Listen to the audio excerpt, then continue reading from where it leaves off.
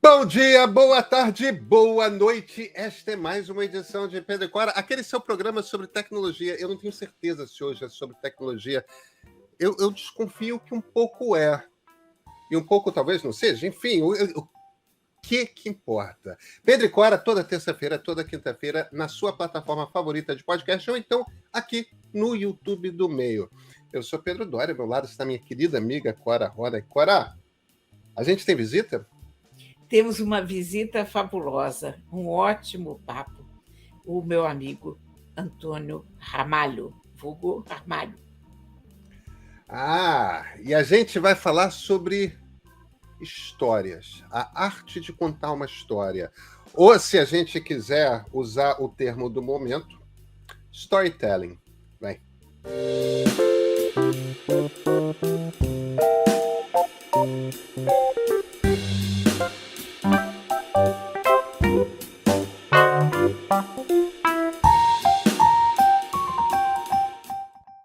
Cora Rony, você não quer apresentar nosso convidado?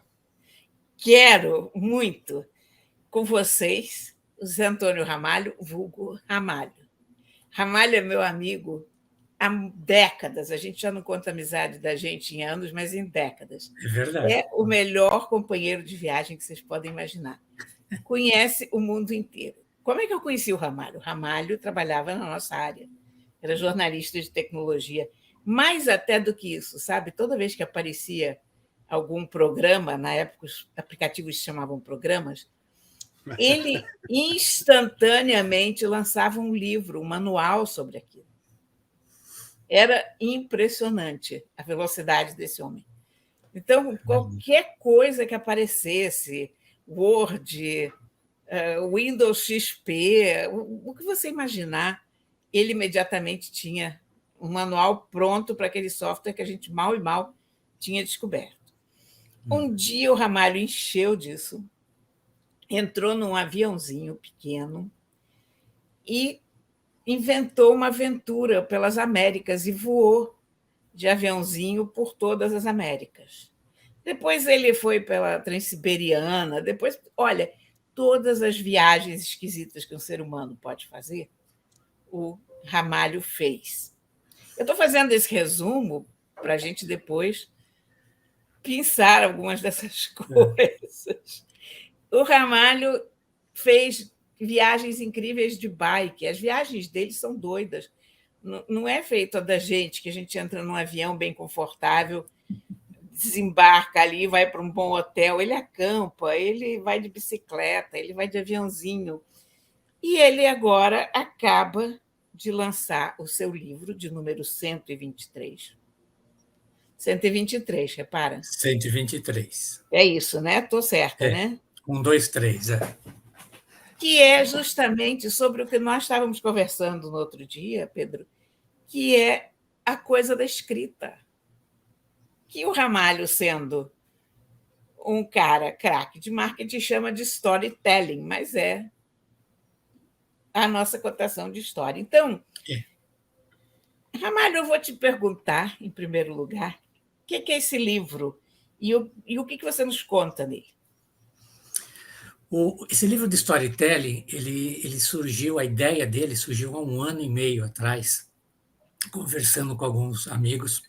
Eu estava querendo voltar mais seriamente para a área de tecnologia, né, desenvolvimento e tal. E aí um deles falou assim: Ramalho, você é o maior contador de história que eu conheço. Assim, sobre tudo que a gente vai falar ou fazer, você tem uma história. Por que você não põe num livro isso, né? As suas histórias são histórias de viagem, de tecnologia, de vida, mas você consegue falar com públicos diferentes, né? Você escreve um livro de SQL Server, de Oracle, de banco de dados, aí você escreve um livro sobre mitologia para criança, depois você escreve um livro amar.com, que é relacionamentos na internet, né? Então, assim, todos esses livros, né, têm uma leitura agradável para esse público que recebe. Como é que você consegue, né, navegar em áreas diferentes, tal? Aí, nesse momento, eu me dei conta que eu tinha essa facilidade de de escrever, e mais do que escrever, era contar histórias, de achar o ponto. Porque na hora que você escreve um livro de tecnologia, você, de uma certa forma, está contando uma história de um produto, da sua utilização, da sua serventia, numa linguagem adequada para aquele público, né? E aí eu pensei nisso, falei, rapaz, eu sou um contador de história e não me dei conta. Então, eu procurei reunir no livro, organizar no livro, quais os princípios de se contar uma história, né? Fiz um levantamento aí da contação de história ao longo da história da humanidade. Depois eu cruzei com alguns autores incríveis, como Joseph Campbell ou Vladimir Prop, né, que desenvolveram, né, esquemas, né, de narrativas assim, comprovadamente funcionais.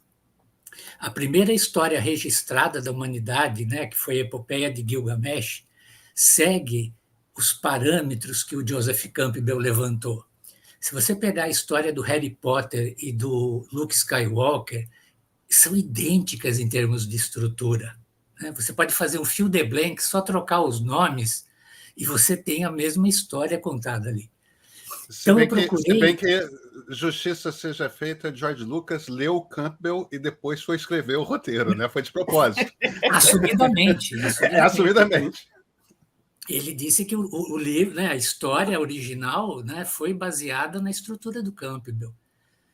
Então, eu procurei trazer para o livro essas estruturas narrativas e trazer para o nosso mundo atual, porque não adianta ficar. Eu não quero contar. O livro não é um livro sobre como escrever, é sobre como contar história, independente do meio.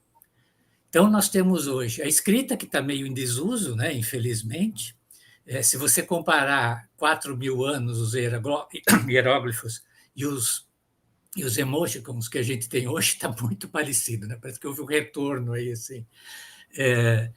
Mas, enfim, a forma de comunicar mudou de meios, né? Foi para o meio digital, foi para o rádio, foi para a televisão, agora está nas mídias sociais, agora entra um chat GPT que acrescenta aí uma nova pincelada, né, de tecnologia para a gente ter à disposição. Então, o livro faz isso. Ele pega as técnicas e aí eu mostro em cada um desses segmentos, né, como estruturar histórias, né? Na parte... Tudo começa com um texto, na verdade, né, agora. Você pode criar um roteiro para cinema, mas você vai ter que escrever à mão, na tela, riscando. Olha, no princípio era o verbo. Exatamente, né? exatamente. Então, só que aí eu me deparei com algumas coisas interessantes que eu não tinha tido um contato muito íntimo, que era a parte de arquétipos, né, de tipos de personalidade, enfim, para identificar melhor o público, né, para poder criar histórias que falem com aquela audiência de uma forma adequada. Então, foi Olha, eu entrei por Jung, por Freud, que eu não esperava que eu iria entrar na preparação desse livro. Mas a gente passou por isso. E eu procurei colocar no livro uma coisa que eu acho fundamental, a prática, né? O livro ele tem 24 capítulos. Cada capítulo, ao final, você tem que desenvolver algo que eu proponho, para quando você chegar no final do livro, você falar assim, eu criei, né? Eu mudei, né? Eu entendi, porque você fez algo. Eu li muitos livros de storytelling antes de colocar a mão na massa, e a maior parte realmente fica nas teorias, né, nas indicações, nos exemplos, assim, tal exemplo é bacana de storytelling, mas eu faço você contar a sua história também dentro do livro. Então, eu compartilho a minha história também, porque eu falo, não quero saber só a sua, você vai saber a minha também, tem que ter uma troca entre eu e você. E aí eu fui nesse caminho. Foi um livro assim, desafiador. Foi um desafiador. Os livros de tecnologia, como você falou, assim, vai sair aqui Oracle 38. Eu falei, vamos para Oracle 38, como é que era lá? Em pouco tempo eu fazia isso. Esse eu tive que navegar por mares que eu não tinha navegado antes, para poder ter esse embasamento, né, e poder compartilhar o que eu aprendi. Basicamente foi isso. Bem, eu acho que navegar por mares, como diria Ulisses, faz parte do contar de uma história, né? Sim. Ramalho, eu acho que a gente devia começar aqui essa conversa pelo básico. Eu tenho uma implicância terrível com essa expressão storytelling. Não, Eu também. não porque quando a gente está conversando em inglês e começamos a falar de storytelling, é como se a gente estivesse em português e começasse a falar de contar história, de contação de história. É absolutamente natural. Você está falando de alguma coisa. Vem cá, como é que eu conto uma história? Como é que você faz storytelling? Em inglês faz todo sentido. Eu costumo ter zero problema com anglicismo, galicismo, tudo mais. Acho que é isso mesmo. A língua vai mexendo, vai movendo. Às vezes a gente importa termos porque eles não existem, tal. Mas virou essa palavra de poucos anos para cá. Essa virou uma palavra só em vez de uma expressão em português e virou essa coisa, não, você precisa, é que nem uns 15 anos atrás tinha web writing. Você tem que saber fazer web writing, escrever para a web, como se fosse tão diferente assim, né? Não, mas tem que ser curto, tem que ser isso. Por que você acha que esse bicho com essa palavra storytelling entrou de repente no nosso vocabulário em português aqui no Brasil e de forma até a parecer que estava fazendo uma coisa nova quando estava fazendo uma das coisas mais antigas que nós, bicho-gente, fazemos, a existência da espécie? Sim. Olha, existem diversas palavras, termos, que são termos de moda, né? Que entram, alguns ficam, outros não. Na área de tecnologia, né? Cora sabe muito bem disso, sim. Volta e meia aparece um termo novo. Eu acho que existe um comitê secreto, você entendeu? Que é um grupo, eles se juntam e falam: vamos criar uma palavra tal para nós ganharmos dinheiro com isso, você entendeu? Vamos confundir um pouco o mercado e aí nós chegamos para esclarecer. Agora você me explicou. Eu não estou dentro desse comitê, não. Upsizing, right-sizing, enfim, tem uma série. Downgrading. Upgrading, né? Por que não pode fazer atualização? Por que não pode fazer... Upgrade, eu e a Cora gostamos muito de upgrade. Sempre que a gente pode, a gente é um upgrade, entendeu? Enfim, então foi um termo que se estabeleceu. E, ao definir o título do livro, eu pensei efetivamente em usar o contar histórias. Mas o que se vê no mercado, a reação inicial, quando você fala contar histórias, as pessoas associam imediatamente a livros infantis. É quase assim, você entendeu? Então, do ponto de vista de posicionamento do livro, eu não queria correr o risco de ter o livro mal entendido na capa, no título já. Sabe? Claro. Alguém falar: eu não vou nem olhar esse livro porque é coisa para criança. Então, foi essa decisão de manter. Mas veja que eu não estou questionando o seu uso no título, não, porque eu entendo perfeitamente por que você usou, porque é o nome que a coisa tem em português. Exatamente. Virou isso. A pergunta que eu estou fazendo um pouco diferente é: por que você acha que de poucos anos para cá virou uma necessidade de falar de storytelling? Porque é quase que como se a gente estivesse importando, olha, tem uma ciência nova, um conhecimento novo, e como você está falando, a técnica existe desde Gilgamesh. Provavelmente existia antes, a gente só não escreveu com runas numa tabuleta de argila. Essa é a única diferença, né? Sem dúvida. Eu acho o seguinte, assim, o problema de comunicação é um problema que sempre existiu nas empresas, né? Quantas guerras não aconteceram por má comunicação, né? Quantas famílias não foram separadas por má comunicação? Então, buscar se comunicar melhor é uma constante, né? Das empresas, das pessoas. E eu acho que, em algum momento, meio que se esgotaram as técnicas de comunicação que estavam sendo exibidas, né, pelo mercado, usadas pelo mercado. Aquele comitê que criou aí algumas coisas assim, tal, né? Pô, inteligência emocional, né? É um tópico que poucos anos atrás, era o storytelling de hoje, né?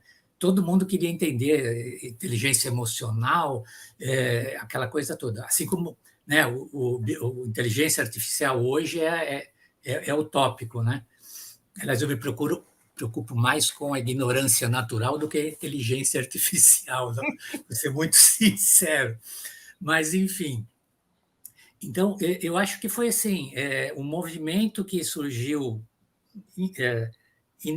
não concomitantemente, mas que acabou, no momento, sendo um caminho para se tentar mostrar técnicas antigas com um nome novo, você entendeu? Eu não vejo diferente disso que você está me colocando, né? Mas o importante essas técnicas, algumas são milenares, e hoje ainda muitas pessoas não sabem usar. Então, existe ainda um mercado, e eu espero que o livro ajude, a conscientizar, né, que para a gente se comunicar, a gente tem que misturar um pouco do nosso instinto, né, das nossas emoções. Digo assim, você tem que escrever com a sua emoção e adornar as palavras com o seu conhecimento. Então, eu acho que o storytelling, na verdade, faz isso, né? Eu vou dar um exemplo muito simples de storytelling, né? Se eu chegar para vocês e falar assim, olha, João morreu 15 dias depois sua mulher. Eu comuniquei, né, o falecimento de um casal. Agora, se em uma frase eu falar, João, depois de lutar muito tempo contra a doença, partiu. Sua mulher, Ana, companheira de tantos anos, não aguentou a saudade e se juntou a ele. E eu acho que eu não contei uma história de morte, eu contei uma história de reencontro dentro dessa situação. Então, eu acho que o storytelling, basicamente, ele busca trazer a comunicação convencional à emoção, né? E a partir do momento, isso comprovadamente, cientificamente, quando você engaja a emoção, né, na história, a pessoa participa da história, né? E assim como o marketing, né, como qualquer outras coisas, tem o lado bom e o lado ruim, né? Você tem o marketing do mal, né, que é aquele marketing que faz com que você compre mesmo que você não queira comprar, isso do ponto de vista do comprador. E você tem o marketing que mostra para o consumidor que aquele produto é bacana para ele, né? E com o storytelling é a mesma coisa. Ele pode ser usado como essa ferramenta para, né, persuadir de uma forma ruim ou efetivamente cativar e emocionar. Você falou do ChatGPT. Você já usou? Já, eu tenho usado, tenho explorado muito. Não vou escrever um livro agora. No próximos 6 meses eu não vou escrever. Eu ia perguntar, pois é, daqui a quantos meses podemos... Mas eu vou escrever um livro que usa o ChatGPT como uma das partes do todo, né, na verdade. Mas, enfim. Mas eu tenho curtido muito, né, o ChatGPT e os seus concorrentes, as suas variâncias aí que a gente tem. Como qualquer outra tecnologia, é o seguinte, vai acabar com um monte de emprego? Vai tirar do mercado quem não é competente no que faz? Vai dar muita oportunidade para você que não tinha oportunidade fazer algo novo? Vai. Então, eu acho que o ChatGPT, para mim, é uma ferramenta incrível e que vai me ajudar muito como escritor. Ele não vai escrever por mim, mas ele vai agilizar o meu processo de escrita em muitos aspectos, né? Eu usei, por exemplo, no meu site, se vocês entrarem, junto com o livro, a gente está lançando um site, que é o storytelling.ramalho.com.br. Eu estruturei todo o site, eu escrevi o site inteiro, tá? Mas tem 2 partes do site que eu estava na correria para fazer, eu falei, deixa eu ver o que ele me propõe, né, para essa parte aqui. Então, se você entrar no site, tem uma parte lá de perguntas sobre business storyteller, sobre storyteller pessoal. Aí eu perguntei para ele assim, como um consultor de storyteller pode ajudar uma empresa, né, com o seu serviço? Ele veio lá e me deu umas 10 sugestões. Eu peguei, olhei assim, eu vi que 3 coisas do que ele falou ali eram legais, e eu nem tinha pensado naquelas 3 coisas. Eu peguei aquelas 3 e explorei, incorporei no que vocês estão vendo lá. Não vou também contar quais foram, mas eu não usei o que ele escreveu, eu usei a ideia que ele me propôs ali, assim, que foi bacana. Então, eu acho que a gente pode usar desse jeito. Mas se você pegar esse universo agora da inteligência artificial, fotógrafo, maquiador, produtor de moda, enfim, gerador de conteúdo como um todo, assim, tem que fazer uma autorreflexão aí e assumir isso, viu? Porque senão vai ser a mesma coisa que um condutor de charrete, de cavalo, né, da década de 1920, reclamando que aqueles malditos automóveis iam tirar o emprego deles, entendeu? Acho que a gente está nessa situação. Ramalho, o ChatGPT ele escreve com aquele padrãozinho, né? Sim. Faz uma pergunta lá, sei lá, quais são as ideias, o que Sigmund Freud falava sobre sonhos. Ele vai lá, vai te dar um texto, Sigmund Freud, psiquiatra austríaco, nascido em Viena, e não sei das quantas, começou a desenvolver suas teorias sobre sonhos a partir de 1890x, até chegar em 1920 e tantos, com um livro não sei das quantas. Ele vai te contar uma história de quem é o autor, e aí depois vai desenvolver 2 ou 3 parágrafos sobre o que o Freud pensava. Tá. Tudo bem. O que a gente traz que o ChatGPT não traz? O que a gente ainda tem de especial? Você está falando que produtor de moda, fotógrafo, jornalistas, temos que abrir o olho. Tudo bem. O que a gente traz? A gente traz aquilo que eu te falei, você tem a emoção e você tem o conhecimento, né? Talvez o ChatGPT ele traga o conhecimento histórico rápido para você, já numa forma um pouco mais formatada. Se você vai pesquisar alguma coisa no Google, né, o formato é aquele, você pergunta alguma coisa, ele vai te trazer uma lista de sites, aí você vai ter que ficar navegando em cada um, enfim, aquele todo o processo demorado para você eventualmente achar um ponto que te interessa para aí você pesquisar e tal. Eu acho que o ChatGPT ele formata e traz mais rápido esse pontapé inicial, talvez. Né? E a partir daí, cada um vai colocar a sua expertise, né, a sua emoção naquela história, ou naquela reportagem, enfim, naquela produção, para ter o seu DNA ainda dentro da história. Né? Agora, pensa bem em quem não tem a habilidade de escrever. Né? Veja pelas redações do Enem, aquela coisa toda, que toda vez que tem vestibular é aquele show de horror, né? Que eles repinçam e nos mostram. Essa pessoa que tem a má formação na formulação, né, do pensamento, da escrita, ela vai conseguir, de alguma forma, fazer mais coisas do que ela conseguiria usando essas ferramentas. Né? Um texto que, se saísse dela naturalmente, não seria aprovado, talvez seja agora com essa ajuda. Aí vai do lado ético de cada um. Né? Eu posso deixar ele inteirinho fazer para mim ou usar como base para eu criar.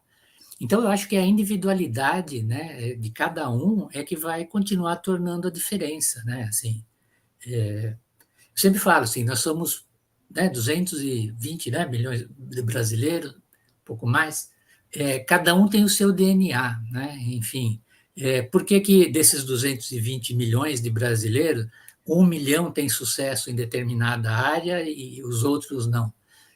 É uma combinação, né? Aí você pode vir lá do socioeconômico, cultural, mas tem o DNA individual ali, assim, que faz a diferença. 2 irmãos gêmeos univitelinos, né, que receberam toda a carga cultural, social, se tornam pessoas, né? Um se tornou bandido, outro se tornou herói, enfim, é isso que está, é a individualidade. Sabe que você falou numa coisa agora comparando o ChatGPT com o Google, E me ocorreu que a grande mudança que a gente precisa ter, e que, pelo visto, vai acontecer agora, é nas máquinas de busca. Porque uma das coisas mais estáticas, por incrível que pareça, tem sido o Google, e tem sido essa forma de pesquisa que a gente tem há sei lá quanto tempo, que é 20 anos? 90 25 eu acho que anos, sei lá quanto 91, tempo. 91. Pois é, o que já tinha o Alta Vista antes, assim, Isso. lembra? O Northern Não, Light.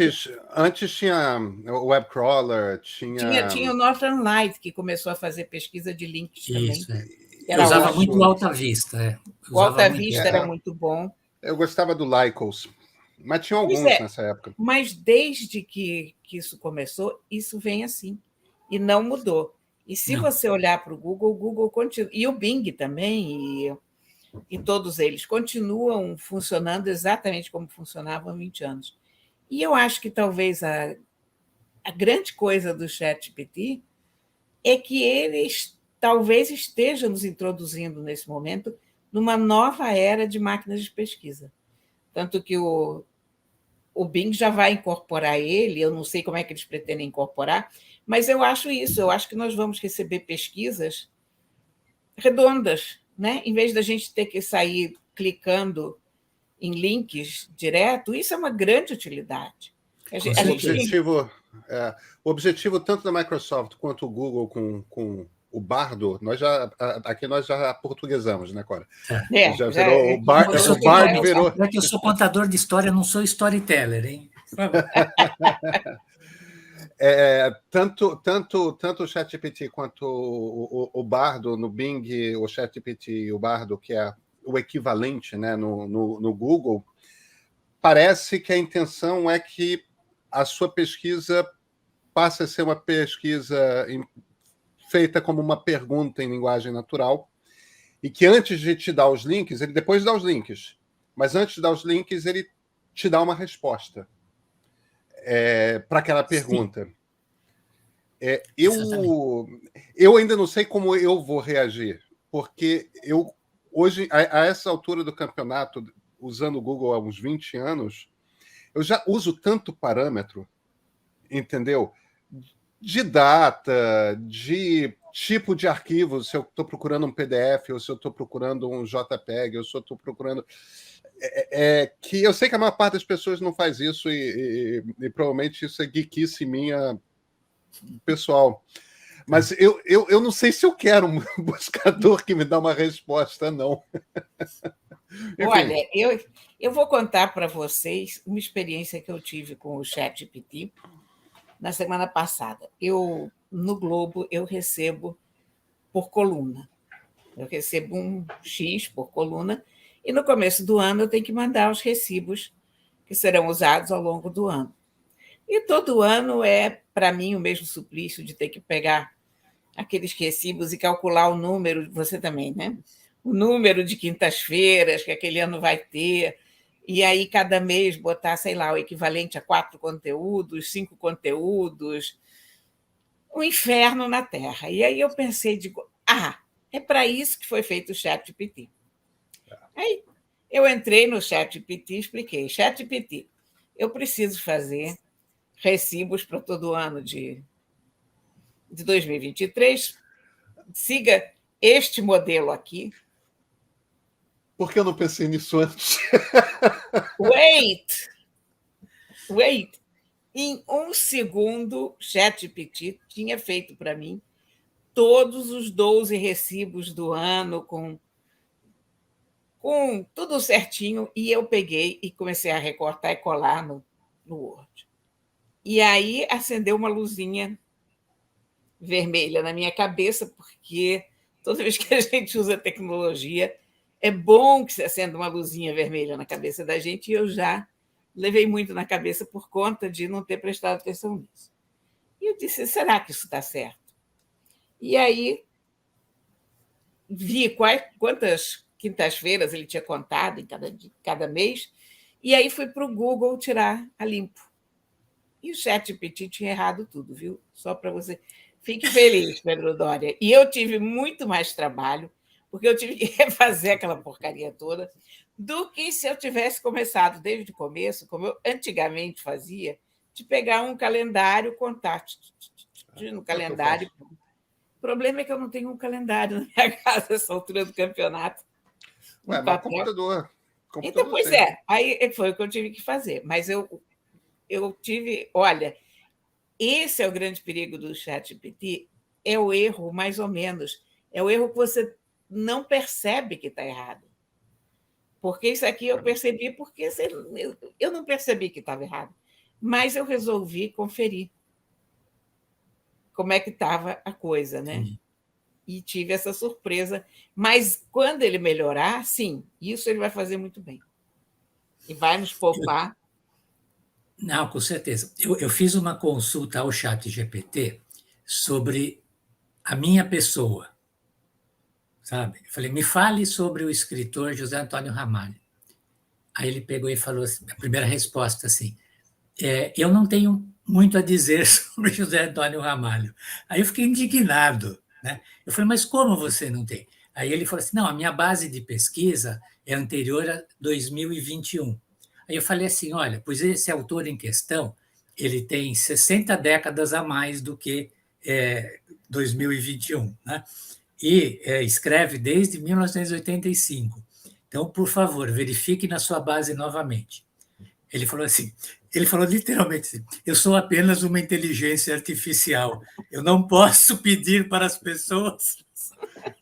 Então, ele já está se dando desculpas, assim, nessa história.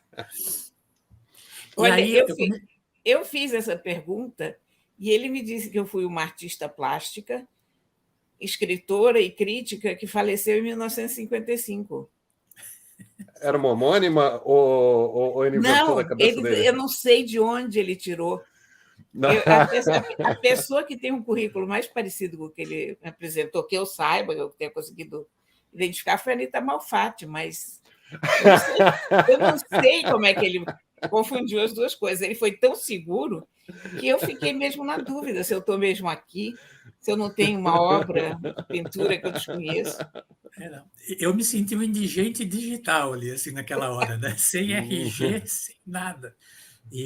Mas é claro, enfim, a gente está falando de, por mais avançado que seja a tecnologia dele, ele ainda está engatinhando em termos de, né, enfim, de uso de informação. O mesmo erro a gente faz no Google, né? Se você pedir uma informação específica e não fazer aquela coisa básica que o jornalista faz, que é checar a fonte, confirmar, você vem com né, informações incorretas claramente, assim, né? Então, mas eu vejo com bons olhos, resumindo assim. Outro dia, minha esposa estava aqui do meu lado, eu peguei e virei para ela e falei assim, olha, veja meu escravo trabalhando para mim. Aí cruzei os braços e na tela estava lá os caracteres aparecendo. Eu coloquei, por exemplo, voltando, Pedro, eu publiquei essa semana na minha página do LinkedIn, que é Joey Ramalho no LinkedIn, um artigo falando assim, como Van Gogh pode ajudar na sua carreira. Então, bom, Van Gogh, o que ele pode dar? Eu fiz uma análise da vida do Van Gogh e os erros que ele cometeu, né, que fizeram com que, em vida, ele vendesse apenas uma tela. Né, e hoje, as telas mais caras do mundo, né, estão as dele no meio. Então, eu levantei os erros que ele cometeu como profissional, né? Ele era um profissional, ele era um pintor, e levantei e apliquei isso, trazendo para o dia de hoje das empresas. Depois eu até convido vocês a dar uma olhadinha lá. As ilustrações do artigo eu criei com o Midjourney. Então, todas as ilustrações que tem lá foi obras de arte minha. E eu vou contar para vocês. Eu vou fazer agora aqui.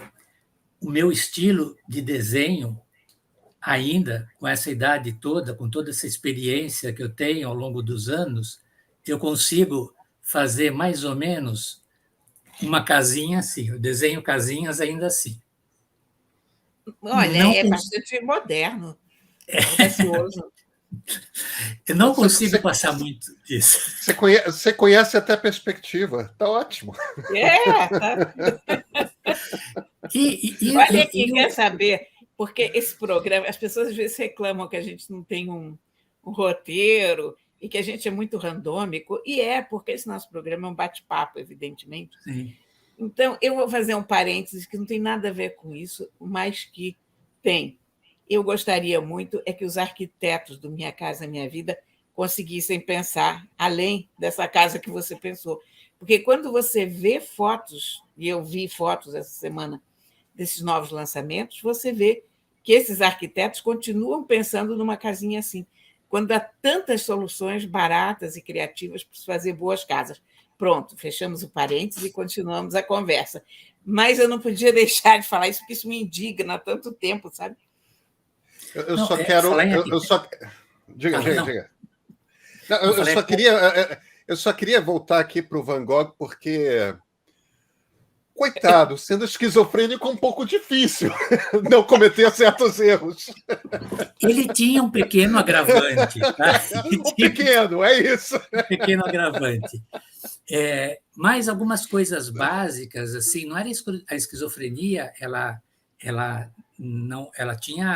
ele tinha surtos, né? Mas ao longo da vida em si, a maior parte da vida dele, ele tinha um nível de convivência, né? Enfim, normal ali, assim, então é isso que eu falo no artigo, algumas coisas que ele não fez e que ele poderia ter feito. Outra coisa também, fiz um outro artigo, o anterior a esse, foi como Romeu e Julieta podem ajudar você a se comunicar melhor. Tá? Então, eu estou buscando, e também a mesma coisa, eu fiz as artes usando essa coisa. É que eu falo, a história de Romeu e Julieta é clássico, isso me inspirou, foi uma das coisas que me inspirou a escrever o livro também. Foi tudo erro e falha de comunicação. 3 errinhos de comunicação e timing ali mataram Romeu os dois. Julieta É timing, né? Não falaram claramente, não expressaram claramente o que se sentia, não combinaram os locais e horários certos, mandaram mensagem que nunca chegou e deixaram boa parte na subjetividade de terceiros. O resultado foi... Já se foi o romantismo por água abaixo, né? Mas enfim, eu fechei os parênteses. A Bárbara Eliodora dizia que é uma peça não sobre o amor, né? É uma peça sobre a Guerra Civil. E depois que eu ouvi isso da Bárbara, eu vi num programa de televisão. Depois que eu ouvi isso, eu nunca mais consegui olhar para a história como uma história de amor, porque todas as circunstâncias... Mas vamos voltar, porque são essas coisas... Tipo, Shakespeare vai lá e para fazer... para mostrar o tipo de desastre que uma guerra civil faz numa sociedade, bota 2 adolescentes no meio, faz se apaixonarem e mostra Isso é uma história, isso é uma grande história, né? Quais são as dicas que você dá? Eu não estou querendo substituir a leitura do livro, não, mas não, claro. Dá algumas dicas para quem está nos ouvindo ou nos assistindo. Se você quer contar uma história que vai causar impacto, que vai mexer com as pessoas, tudo bem, a emoção nós temos, cada um de nós tem, de fato. E você tem a história que você quer contar. Como que você faz com que essa história tenha impacto? O primeiro é o seguinte, antes de abrir a boca, colocar a mão no teclado ou na caneta, né, tem que existir uma preparação. Né? Você precisa entender a sua história, a história que você vai contar, e ver se, para você mesmo, ela é convincente. Né? Muitas vezes, tem aquele ditado, né, história sem pé e sem cabeça. Né? A maior parte das histórias que a gente vê não tem pé e nem tem cabeça. Né? Enfim, elas têm um núcleo só, mas elas não permitem que as pessoas evoluam na história. Né? Eu sempre falo, você tem a história dentro da sua cabeça, mas as pessoas não têm nada, elas só têm você ou o meio que você está transmitindo. Então, quando você vai falar sobre alguma coisa, você tem que transformar aquela palavra numa imagem. No fundo, qualquer história, nós transformamos algo numa imagem para a gente. O livro, né, a escrita, né, você pega aquela frase e vai criar um cenário. Então, você precisa saber aquela história. Muito bem, você precisa transmitir nas palavras aquele cenário. Quando você transmite um cenário, uma emoção, através da sua fala, do seu diálogo, isso você faz com que a pessoa entre na história. E aí é muito subjetivo, você fala, todo mundo tem emoção, mas as pessoas não sabem externar as emoções. Principalmente tirar, né? A gente sempre fala as emoções que estão no coração, né? Todas as nossas emoções estão aqui no cérebro. Mas vamos deixar o lado romântico, né, da coisa assim. As pessoas não sabem tirar do coração e passar para o meio externo as emoções, né? Não é dar exemplo, mas você imagina assim, falar assim, olha, João estava esperando o táxi em frente ao jardim, né? Acabou. Mas se eu falo que, enquanto aguardava o táxi em frente ao jardim, João sentiu um cheiro de lavanda. Quando olhou para trás, percebeu que tinha uma incrível, né, um incrível jardim de lavandas, né? E ele percebeu a cor vívida, né, daquelas plantas e também um zunido, que eram algumas abelhas que estavam. Quer dizer, então você já criou o lugar que ele estava na mente de quem está lá. Agora você fala assim, mas, Ramalho, numa apresentação de PowerPoint para o diretor da empresa, não posso vir com tanta poesia em cima disso. Não, mas você pode estruturar a tua história fazendo algumas perguntas antes, né? Quem é meu público? Qual a mensagem final que eu quero atingir, né? Passar? E como eu vou poder contar isso? Na jornada do herói, você começa no mundo comum, né, a pessoa né, no mundo dela, aí acontece algum incitante, algum ponto de mudança que faz com que o personagem tenha que agir, contra a vontade ou não, ele tem que tomar uma atitude, ele vai enfrentar desafios, né, e a partir daí ele vai chegar num momento que ele vai enfrentar o seu maior desafio, que pode ser interno ou externo. E a partir desse desafio, desse confronto, vai para o final da história, que pode ser bom ou ruim, enfim. Mas o importante é que no final da história o personagem mudou, né? A gente pode usar isso no nosso currículo profissional. Uma coisa assim que mais acaba com a chance de uma pessoa arranjar um emprego é um currículo, né? Um mau currículo. Ela tem boas características, mas o currículo dela está muito mal criado, muito mal redigido. Então, você pode usar essa jornada do herói ao contar cada desafio profissional seu. As pessoas simplesmente lá, trabalhei de tanto a tanto como diretor de, não sei, sei lá, gerente de não sei o que da empresa tal, lidei com 3.000 funcionários, não sei o que e tal. Isso são dados estatísticos apenas, né? Você pode transformar isso tudo numa pequena história de 5 linhas que faz com que o recrutador veja que você teve uma evolução, você teve uma jornada, você teve uma evolução. Eu acho que é nesse aspecto que eu acho que as pessoas e o livro ajudam, é você parar para se reorganizar antes de começar a contar qualquer história. Mais ainda, e aquela Ramalho, aquela apresentação de PowerPoint, não tem nem para usar essas 5 linhas. Eu tenho que dizer que as vendas, ou faturamento, aumentou 21% no trimestre passado. É isso que eu tenho que passar. Como é que eu vou fazer esses 21%? É isso a informação. Uma sugestão, nesse caso, a preparação. Antes de começar a apresentação, você vai deixar tocar em som ambiente uma das músicas da Adele, aquela cantora inglesa, tá? De um álbum específico dela que eu já vou falar. A música vai estar rolando lá, você não está falando nada. Você vai começar a apresentação, aí você pega e fala. Pessoal, vocês conhecem essa música da Adele? A música é tal. Essa música é do álbum dela 21. A Adele, quando ela lança os CDs dela, né, os álbuns, ela lança com o número da idade que ela tinha à época do lançamento. E essa música, que foi um dos primeiros sucessos dela, é do álbum 21. E a música está tocando.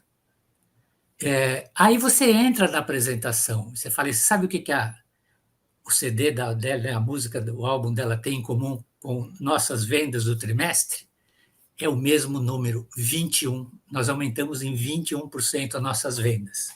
Eu te garanto que esse número 21 vai estar sempre gravado na audiência. E toda vez que ele estiver no carro e tocar aquela música da Adele, ele vai lembrar daquele momento e vai lembrar do orçamento que foi 21% maior naquele trimestre. Então, são pequenas técnicas, né, subjetivas, que tornam assim números memoráveis, né, e não apenas esquecidos no inconsciente. Tá? São umas dicas, né? Mas para chegar a isso não é fácil, exige muito empenho de quem se propõe a ser um bom contador de história, né? Você como jornalista, um médico, sabe assim, o médico tem que ser um bom contador de história, né? O médico, quando ele está com o paciente, ele teria que se desenvolver como um contador de história.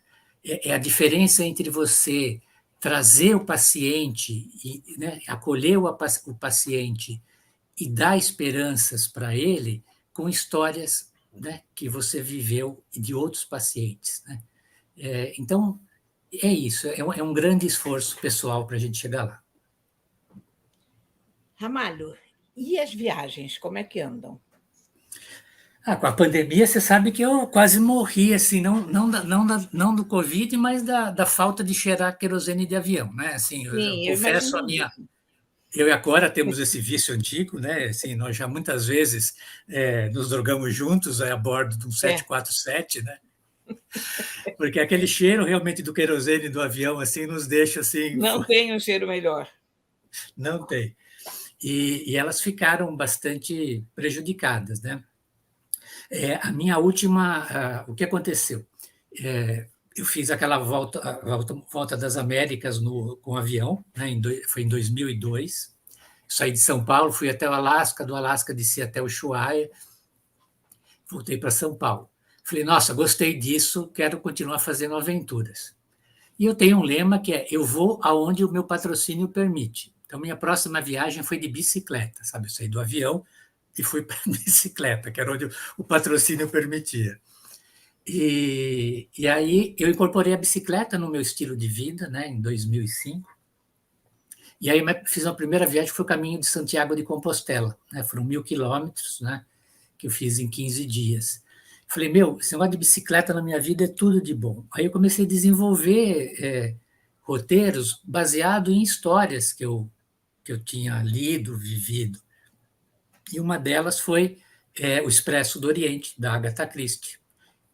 Eu reli ele por coincidência na época. Falei, rapaz, eu vou fazer a rota do Expresso do Oriente de bicicleta. Aí fui eu lá, saí de Paris, 3.100 quilômetros depois, estava eu chegando lá, 38 dias, em Istambul. Um nariz quebrado, uma bicicleta roubada, mas cheguei. Então, essa história eu publiquei, foi o único e-book que eu publiquei na minha vida, está na Amazon. Se você colocar Expresso do Oriente, 3.100 quilômetros numa bike, você encontra lá.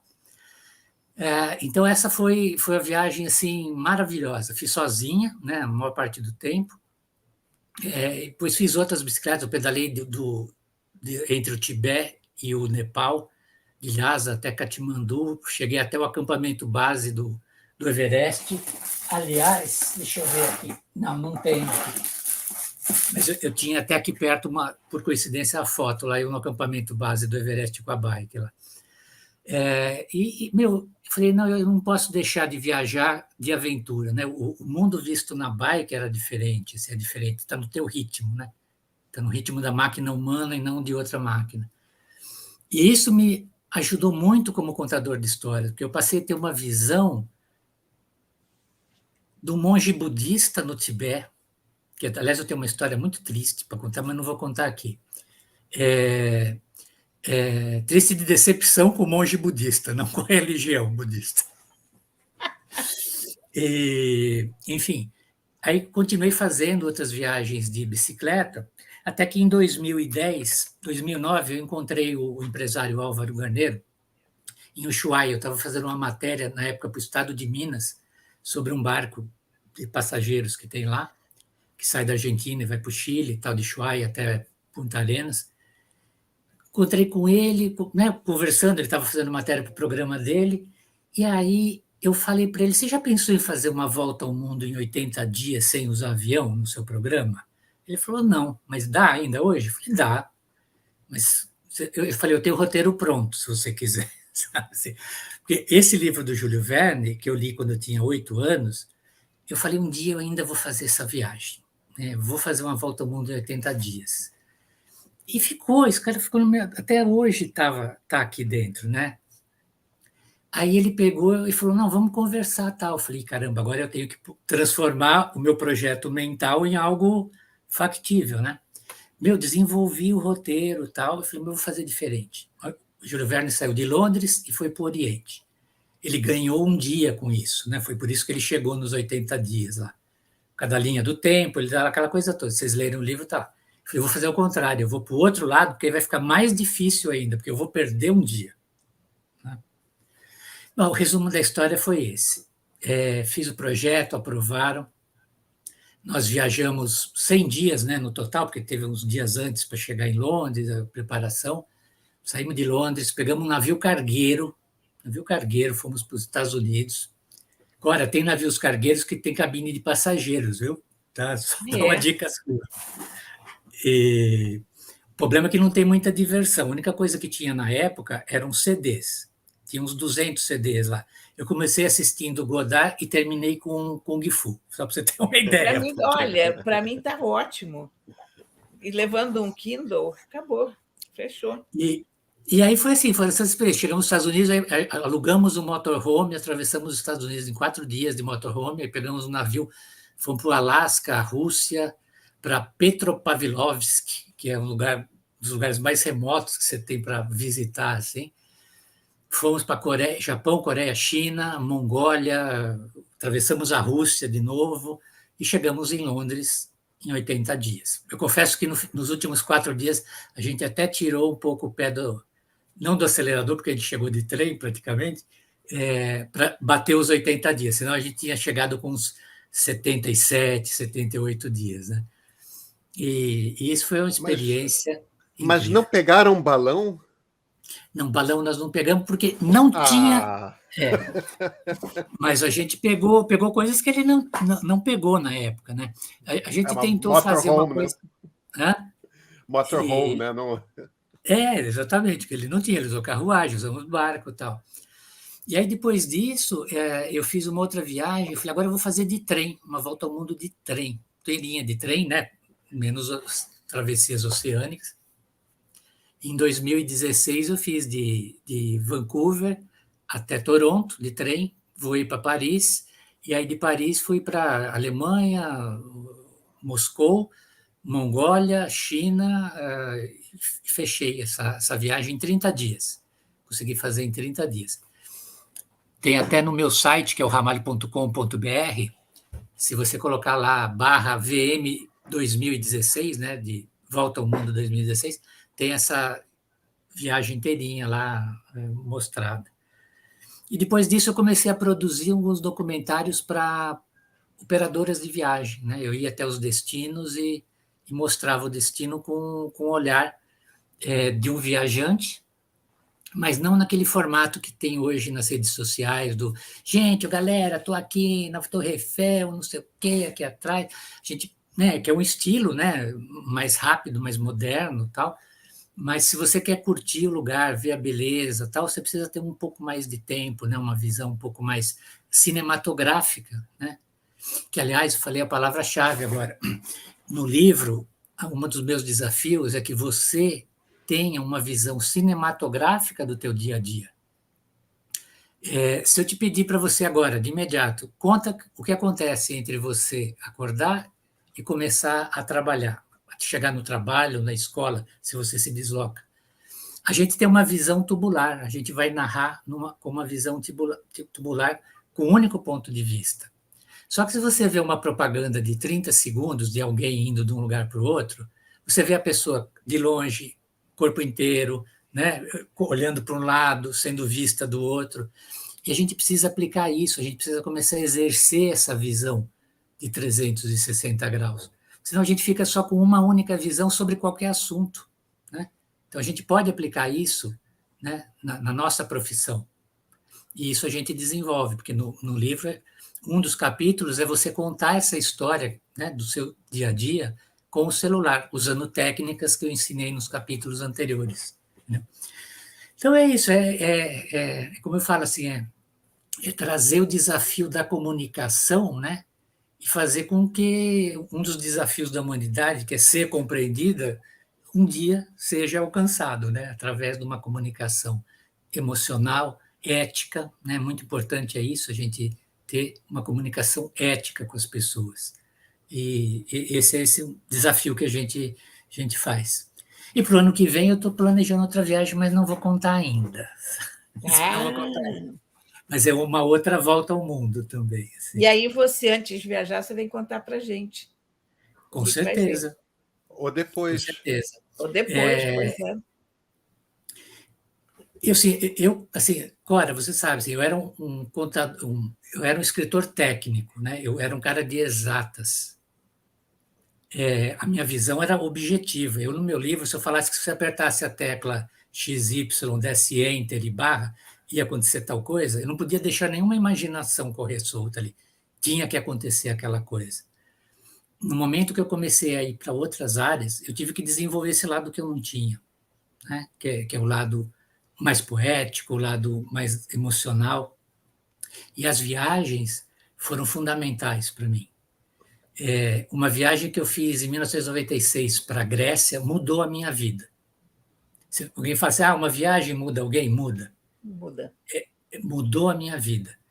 Eu voltei daquela viagem e falei, meu Deus, eu estou pisando onde Platão pisou. Sabe, aqui, ó, eu bati o pé, falei, ele pisou aqui. Você sabia que aquela pedra ele tinha pisado.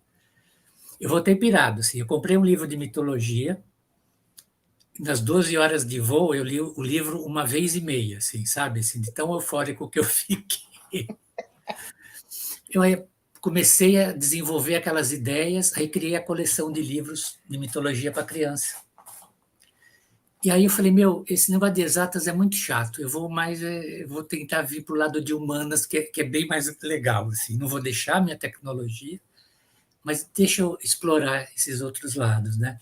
E isso foi o que rolou aí ao longo desses 25 anos aí de viagens ativas, né? Viajar enriquece, nossa. Ramalho, a impressão, evidentemente, é que a gente podia continuar conversando por mais outra hora. mas olha, muito obrigado por ter aceito o nosso convite. A conversa foi ótima. Eu agradeço. Falar com a Cora, conhecer você ao vivo agora, né? Eu já conhecia das gravações, também foi gratificante assim, para mim. Espero que a gente tenha oportunidade de conversar mais no futuro. E muito obrigado por essa oportunidade de compartilhar, que eu acho que quando você sabe e não compartilha, você é uma pessoa egoísta, mesquinha, sabe? Foi uma delícia. Tá? É isso que eu Muito faço. obrigada. Cora, obrigado mais uma vez, um beijo, um abraço para você, Pedro. Tchau para todo mundo.